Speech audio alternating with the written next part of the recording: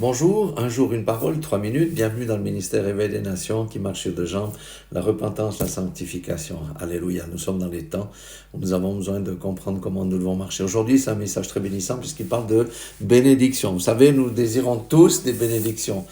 Et moi, je suis aussi comme vous, je veux des bénédictions, mais ce que j'ai compris au fil des années, c'est que les bénédictions du Seigneur sont attachées à des conditions. Alléluia. Alors, je vais vous donner un exemple très pratique qui va tous nous aider, à titre personnel, mais aussi dans le ministère.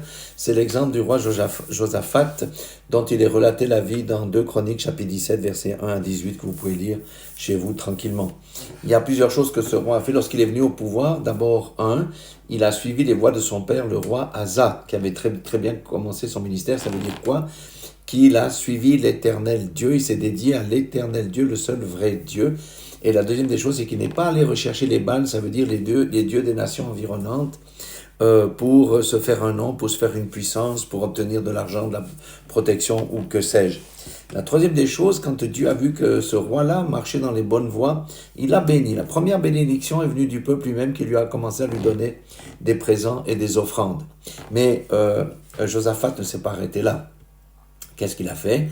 Il a détruit les idoles qui étaient en Juda, que son père n'avait pas tout détruit, il a détruit les hauts lieux, et il a envoyé plusieurs de ses émissaires avec les rouleaux de la loi pour prêcher la bonne parole qu'ils avaient à l'époque dans les différentes villes. Donc il a fait l'œuvre d'un évangéliste. Quand Dieu a vu ça, qu'il persévérait, eh bien, alors là, il a béni beaucoup plus grandement. Écoutez ça, comme il y avait les nations environnantes, notamment les Philistins, ils sont dit, oulala, le Dieu là, on va pas pouvoir le manipuler, vaut mieux lui payer un tribut. Ils ont été chez Josaphat, ils lui ont donné beaucoup de présents et se sont soumis au tribut, ça veut dire l'acceptation de payer un impôt. Dans le cas, ils ont payé un impôt pour dire n'entre pas en guerre avec nous.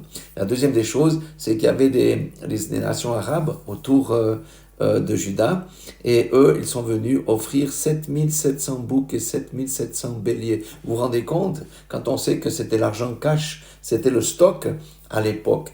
Et cette bénédiction, en plus de cette bénédiction financière, le Seigneur lui a donné la paix, et ensuite il a pu construire son royaume. C'est la même chose que nous devons appliquer. Est-ce que j'ai la crainte de Dieu? Est-ce que je marche selon ses commandements? Est-ce que je cherche à faire sa volonté? Est-ce que je détruis les idoles dans ma vie, dans ma famille, autour de moi si j'ai un ministère? Est-ce que je gère correctement l'argent de Dieu? Parce que nous sommes que des gestionnaires. Si nous faisons ces choses, le Seigneur va nous bénir de manière de plus en plus abondante. Voilà, je vous aime, Dieu vous aime. Comprenons ces choses, elles sont profondes, et que Dieu nous vienne en aide. Dans le nom puissant de Jésus-Christ de Nazareth.